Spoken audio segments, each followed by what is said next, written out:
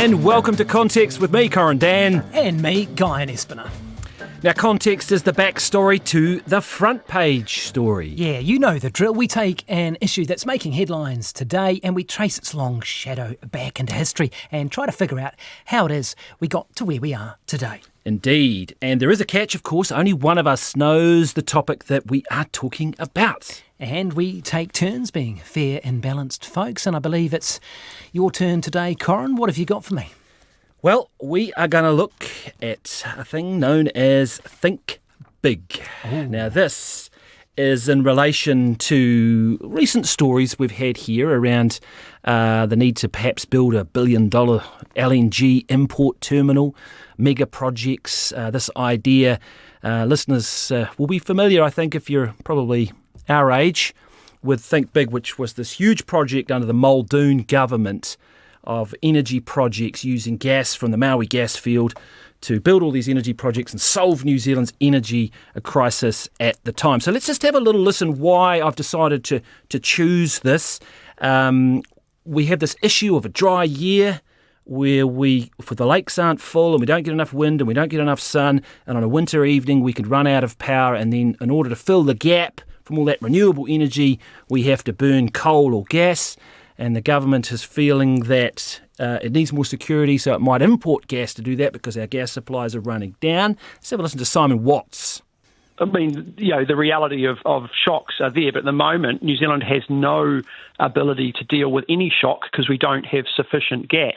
Last year in 2024, don't forget, Huntly was only running at 65% capacity on gas because we did not have enough gas to run that capability at full capacity. We need the ability to be able to import gas, to be able to run all of our gas. Now, it is not just gas when we think of big projects and mega projects like a la Think Big. The energy companies too have got a huge supply line or pipeline coming. There's about 289 projects that I've seen counted up by some of the authorities who look at this stuff.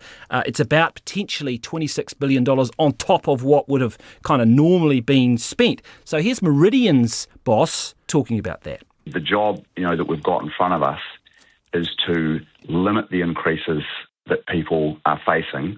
The best way to do that is to invest in new generation, which is, what everybody's doing. I think that same report, BCG, has said that, we're investing at a rate faster than we did, during Think Big. So there is a lot of investment going on, but we know what the first job is, and then we turn our mind to, can we grow the economy?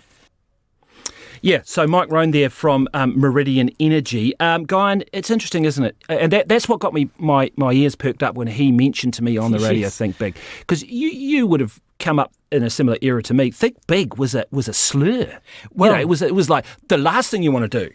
Well, it was, wasn't it? And now we get to this period and you say, yeah, were they white elephants or were they legacy projects for New Zealand? And I have to say my own perception of it is probably softening over time. I guess, when you lump it in with the rest of Muldoonism and a lot of the debt that was accumulated in that time and the sort of whole Fortress New Zealand economic model that was, of course, burst apart by Longy and Douglas, you tend to get that pejorative side of it, don't you? And you think, Think Big is ugly.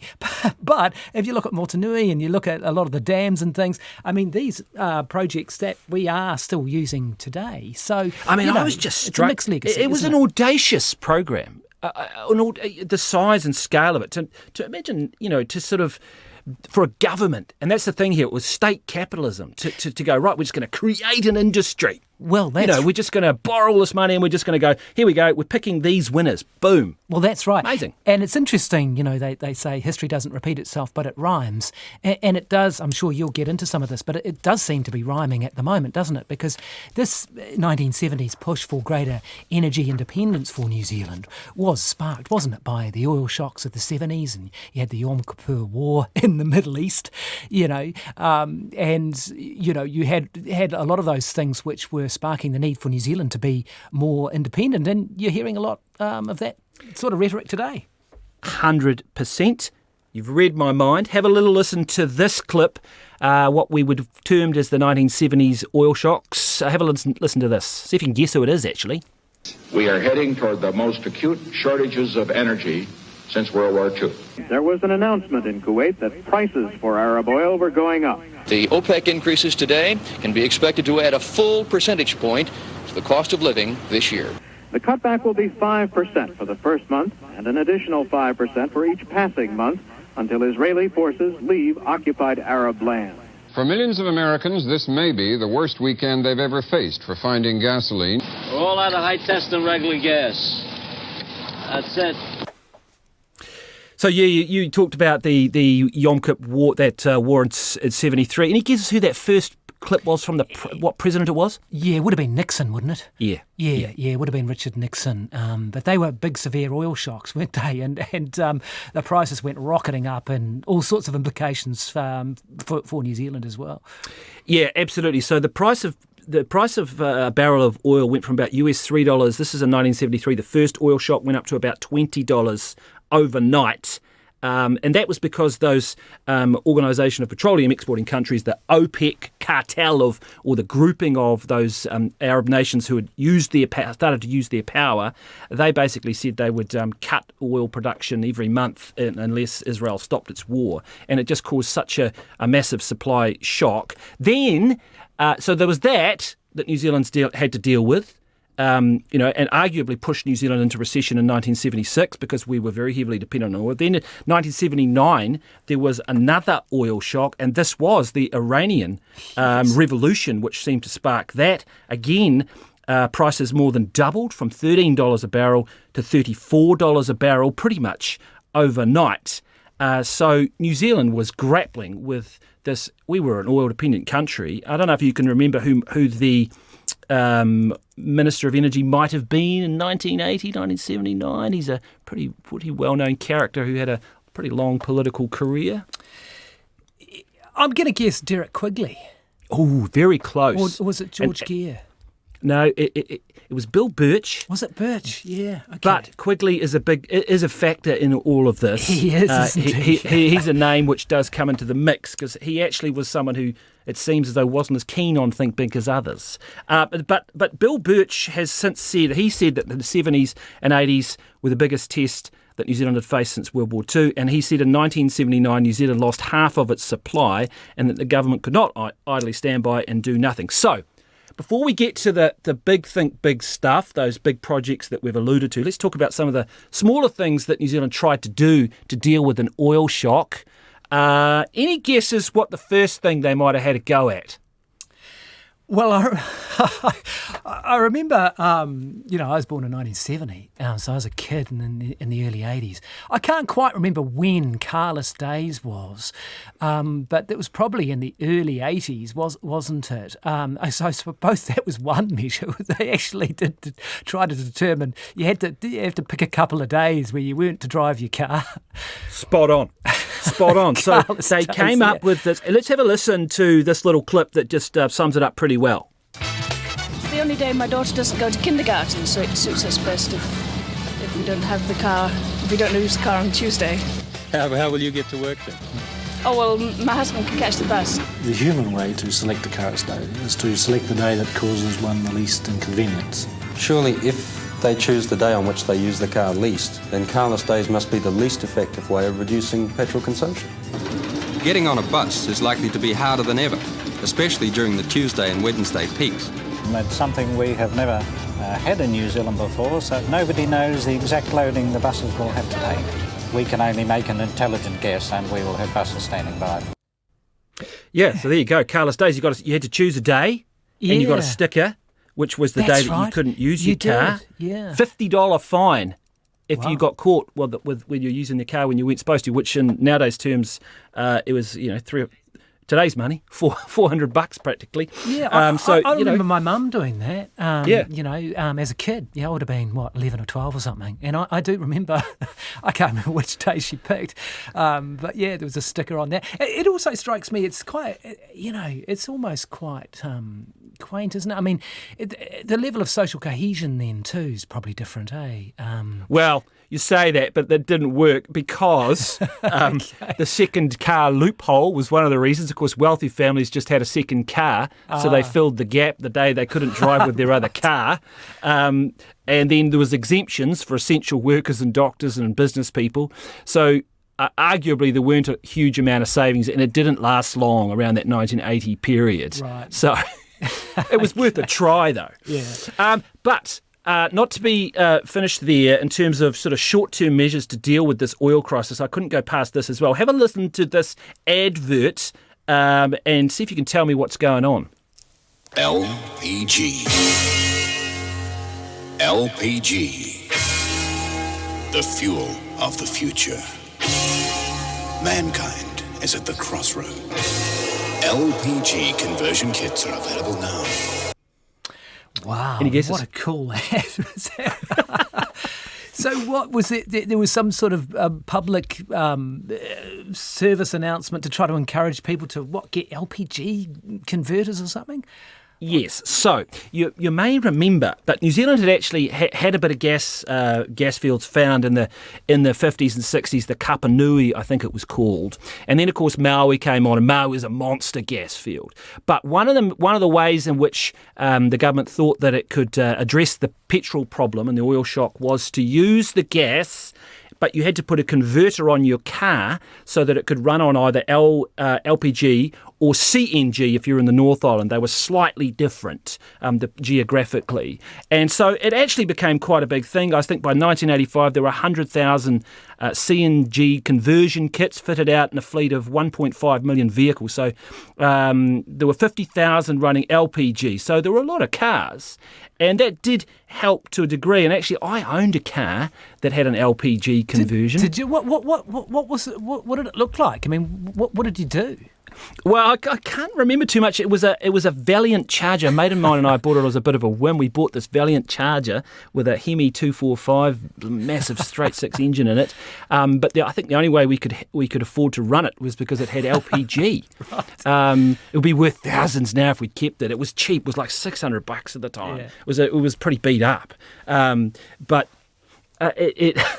and what it did have was the bench seat across the front, of course, yeah. Whereas three people sit in the front. Get a surfboard in the back. You had a few bogan cars in your time, didn't you, Guyon? Oh, certainly did. Yeah, a few Datsuns and I think a Singer Vogue was the first car I owned. It was $50. Geez, there were some terrible cars in New Zealand back then, wasn't there? That's right. No starter motor, so four guys owned the car, and it was three guys' job to push the thing, and the other guy had to let the clutch out and crash start it on the way through. But I think that ran on gas from memory.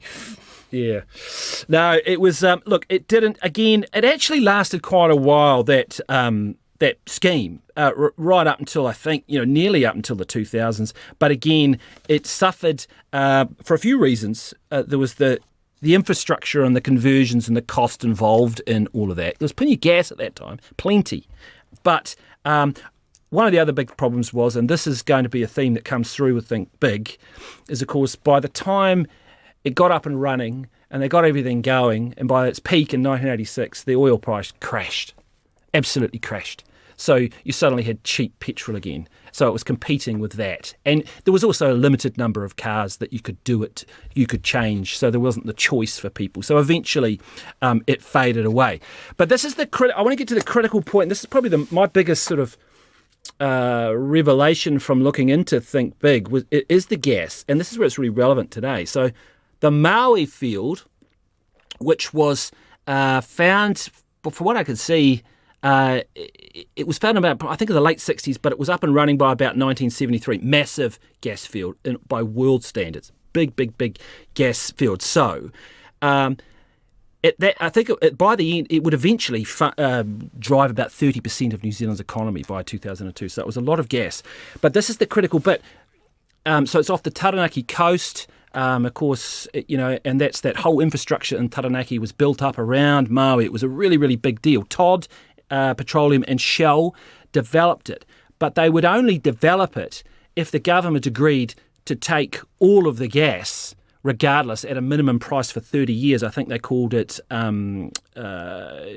what was it called, pay and take or something like that, and they had to take it. So the government's suddenly got a whole bunch of gas which it's got to use, and therein lies the genesis of Think Big, because they think at this point, well, we'll use it to power Huntly and those power stations, and we'll use gas and we'll create electricity. But this is really interesting. They then went, this is the boffins, we've got this entire hydro dam system already up and running in the South Island. That would undermine that, and that's a good thing. So let's find some other use for the gas. Here's a little pop quiz question before we get to what those uses might be. Any idea when the first hydro stations were up and running in New Zealand? I would have said quite a bit earlier than that. The Maui find was 1969. I do know that for some reason. But the hydro schemes, I want to even say the 30s or 40s, or is that too early? No, that's not too early. In fact, the first one was Lake Coleridge, which is not, which powered Christchurch. Lake Coleridge, I used to go fishing there when I was a kid. It's up, sort of up by Mount Olympus and Porter Heights and that sort of area of the Southern Alps. Freezing cold place. Yeah. And they built a hydro scheme there way back in around 1913-14. Have a listen to this. Prime Minister Coates opened the station here, and there was hundreds and hundreds and hundreds of people trundle out from Christchurch. They spent hours getting out here. You can imagine what it was like getting out here in those days, but it was massive. People wanted a different way of living. They wanted to modernise. Electric energy was the way to do that, and so there was a great desire for that. Yeah, so they didn't want to stuff up the hydro that was already there, so they came up with this, and it's a bit unclear exactly how, but they started to form a growth strategy policy around 1979, 1980.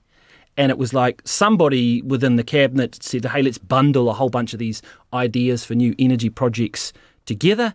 And somebody came up with the Think Big term, and it seemed to stick. And it was pretty, as I said, it was pretty radical. They were going to take all this gas, they'd turn it into petrol, they'd turn it into fertiliser, they'd turn it into methanol. There was some pretty crazy stuff. And then they were going to boost the steel mills, they were going to boost the existing TY Point, they were going to expand Marsden Point. It was absolutely massive. Have a listen to Muldoon talking about what it would mean for the New Zealand economy. The round figure of net overseas earnings after servicing debt will be about $1,000 million a year. It's an extra sector equal to the wool industry or the dairy industry or the meat industry. It's pretty amazing, isn't it? What did he say, $1 billion or $1,000 million, as he put it? Yeah. Just to sort of, I want to come back to, what do you this idea of whether, state capitalism, picking winners, whether a country like New Zealand, as small as it is, can just rely, because all the critics said, no, you've got to leave that to the market. If there's money to be made, it'll do it. But will it? Well, that's the thing too, isn't it? And I mean, I guess those kinds of ideas have come back into fashion a little bit. These things do circle around, don't they? And we had, neoliberalism and in the energy sector, which we're talking about today, the Max Bradford reforms of the 1990s, I suppose, feature pretty large in that. But even with a character like Winston Peters in New Zealand First, I mean, they've been quite strong on promoting more energy independence for New Zealand. And I imagine those kinds of ideas would sit a little more comfortably with those people. You look at America. I mean, energy independence there has been a huge issue, and they partly have achieved that through fracking, which has been very controversial. But they've achieved a lot of energy independence, which is pretty important to nations. And you really do see it's a great subject to talk about at this time, because you are seeing that with, again, conflict in the Middle East and New Zealand is slave to the fortunes of what's happening there and those prices. So you can understand why that was done. I guess you just have to pitch it against the amount of borrowing that was done to actually achieve that, and whether we got the use and utilisation out of those projects that we would have hoped for. Yeah, it is really interesting because you think, so New Zealand First, don't they? They from time to time they sort of come out and say we would start up Marsden Point again as a refinery, which was shut down 2 or 3 years ago because you could get cheaper refined petrol from Singapore than having the plant run. They also say, I think Shane Jones has hinted, hasn't he, at sort of breaking up the gentailers, the big power companies, or even perhaps buying them back. Some people, I think, on the left of politics would probably quite like that idea. Yes, and I think New Zealand First has had that policy in the past too. And for people who aren't familiar with that term, the gentailers are companies that generate energy and retail it as well. And some people feel that distorts the market and doesn't give you the competition that you might get. So yes, he's talked, hasn't he, about New Zealand First bringing that as a policy to the election to break up those energy companies. Yeah, and just to go a little bit deeper on that, the criticism around those gentailers is because they are now, as we heard from the Meridian boss talking about as much investment as Think Big, they're all piling in now with renewables. Better late than never. But guys like Jeff Bertram from who have studied this, they argue, and I think it was the CTU that put out a paper with him on this. They argued that for many years, for the last decade or so, they didn't invest enough. They underinvested, but they were still getting big dividends. And that's where the real anger and criticism you get comes around it. But I think they're trying to make up for lost time, and there's some social licence pressure coming on them, I think. Yeah, absolutely, especially when Kiwis seeing their power bills go up and up and seeing the massive profits that these companies are making, and pretty hefty dividends to the government too. Now, I should just say there were plenty of critics of Think Big at the time. Labor criticised it. Bob Jones, the old who was this New Zealand party that he had at the time, big sort of capitalist, he hated it. Let's have a listen to a clip. He's talking to Lindsay Perigo, who was, I'm not quite sure what show this was actually, but he was doing an interview show with Lindsay Perigo, and they climbed into the Think Big issue. As a political exercise, it was very interesting, and I can recall a meeting at my house with just prior to the 81 election. And I'll tell you who was there, and I won't tell you who was there. Muldoon was not there, but there were top National Party people there, including Derek Quigley. And it was just prior to the election. And Derek, and I say this to his credit, was vehemently opposed to the whole proposition. He said, the numbers don't add up. Why are we doing it? And Muldoon's top brass, who were there, he was not, was saying, who cares? It's a great election ploy. It sounds great. Well, I mean, you put yourself back in the shoes of a Kiwi voter in 1980. You've just had 10 years of oil shocks, recession, the golden years are long gone.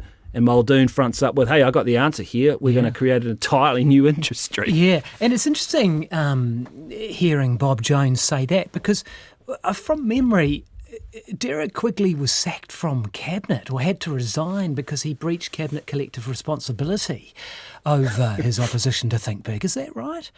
That may be what they were talking about. I'm not entirely sure of that, to be honest. I think that is the case.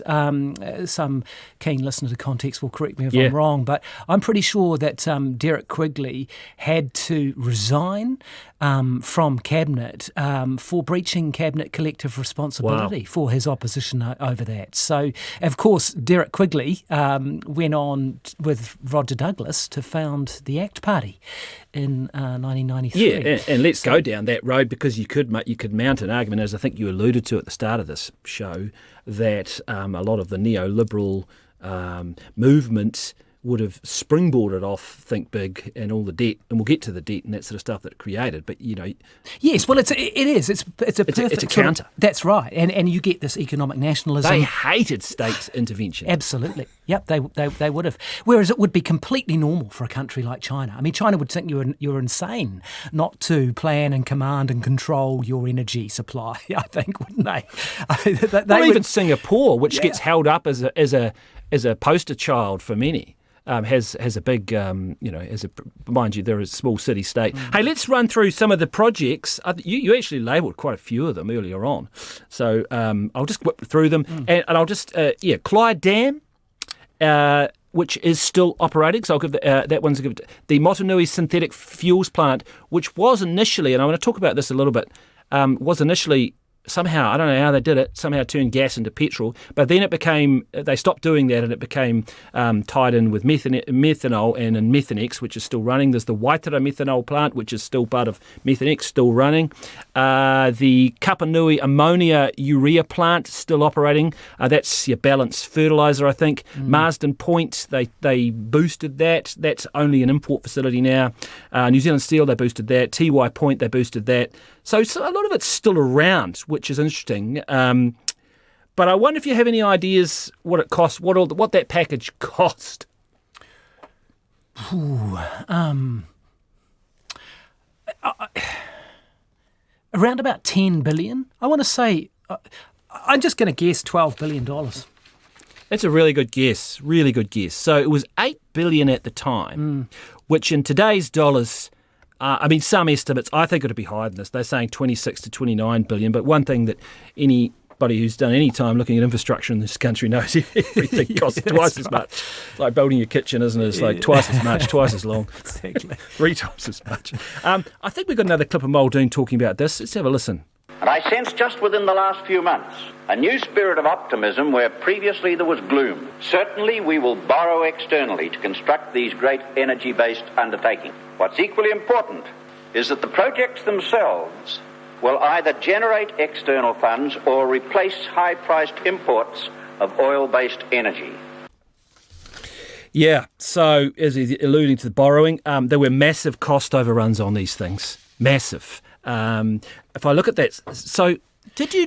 I didn't know this. Did you know that that they built a plant, Synthfuel, which was Motunui's synthetic fuels plant, that did actually have the technology to turn gas to petrol? No idea. I did not know that, and apparently it was a bit of a world first. They did it with Mobil, and they did actually produce a lot of petrol, up to about a third.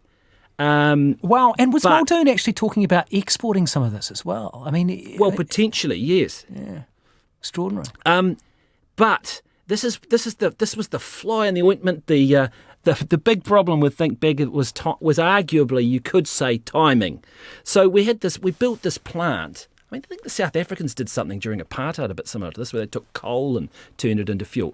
We figured out a way to take all this heaps of gas, turn it into petrol, run our cars on it. But it was very expensive to do that. Very expensive. And then the oil price collapsed. Yeah, why was that? So, you mentioned that. Like in the mid-'80s, was it, that it collapsed, or a little earlier than that?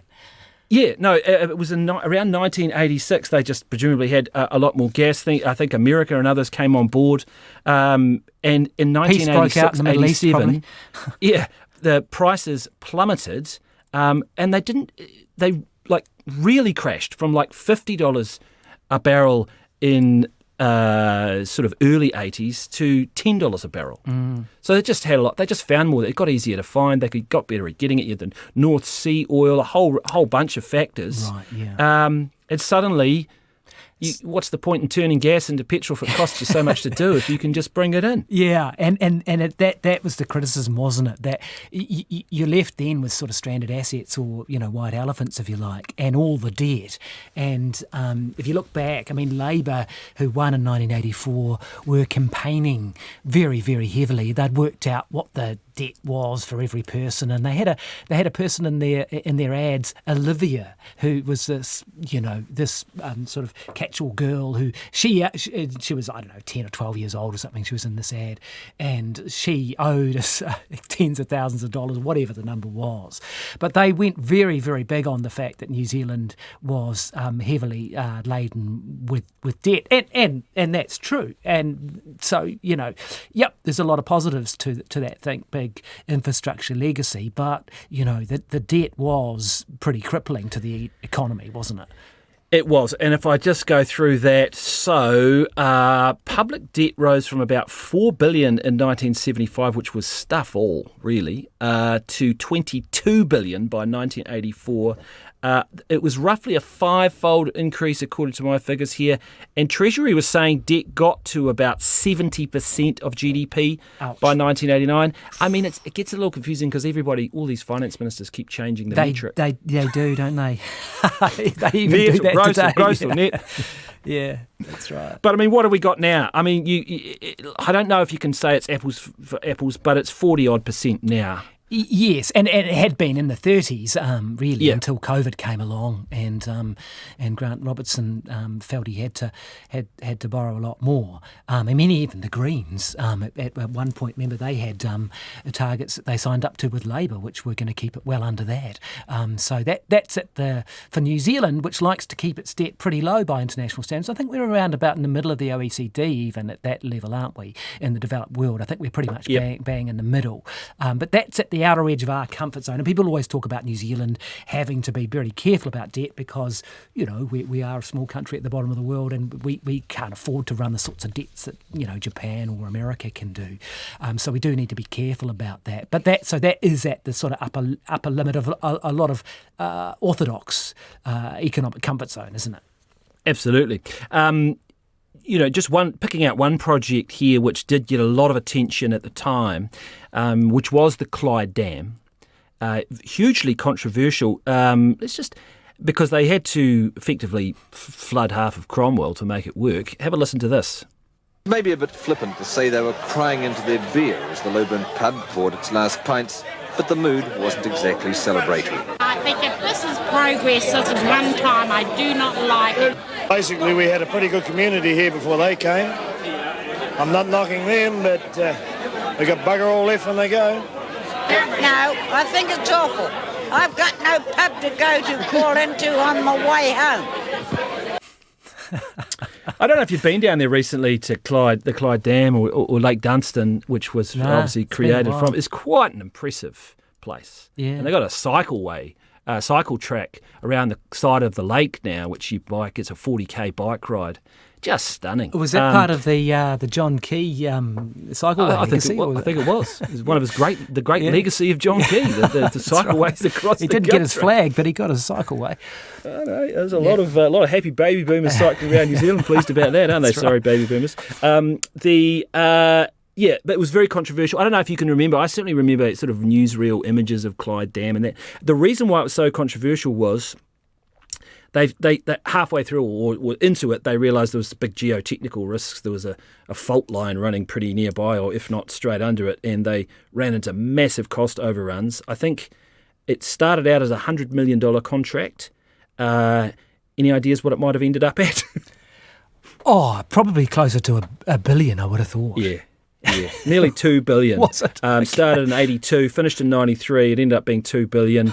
And the other interesting thing about this, which is relevant to today, is because it got challenged in court, and the court held it up. The High Court held it up, and there was a lot of protests around it, and for environmental reasons. And the government, I think it was landowners actually who took it to court around water rights. National passed a piece of legislation, the Clutha Development Clyde Dam and Powering Act 1982, which just allowed them to ram it through. It was probably even more aggressive than the fast track. Than the fast track, okay, yeah. And I think it's one of those things. Richard Harman was talking about this in one of his columns a couple of weeks or so ago, and I think that that piece of legislation was seen as one of those real overreaches by the Muldoon government and that all-powering system we have of cabinet. Basically do whatever it wants. Yeah, and that you often get, and you heard some of that, didn't you, in that clip you played earlier? These sorts of things when people feel that they're being ridden roughshod over, and the state's just going to come in and steamroll them. That really does get people's backs up, doesn't it?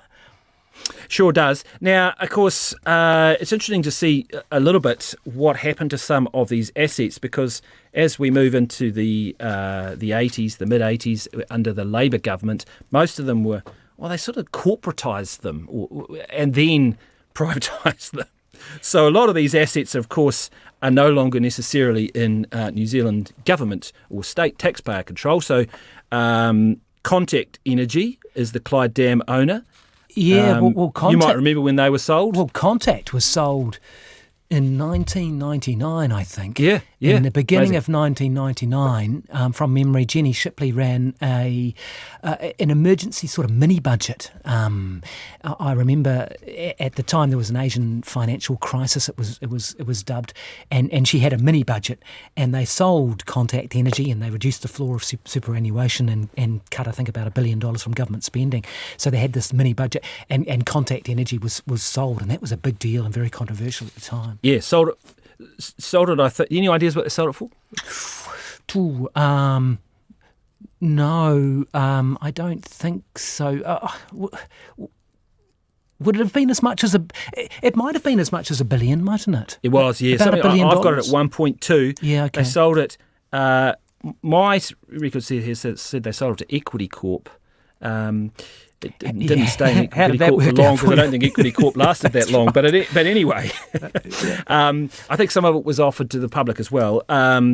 It's now worth $9 billion. Wow! But it does seem amazing that an asset like that, there's so much blood, sweat, and tears to build. Yeah, I mean, it really does. And I know we did asset sales. It ends up like that. Yeah, extraordinary, isn't it? Was that a trade sale, was it? Like it sold it in its entirety? I think it probably was to get that sort of price initially for it possibly was. I get confused because some of them were and some of them weren't.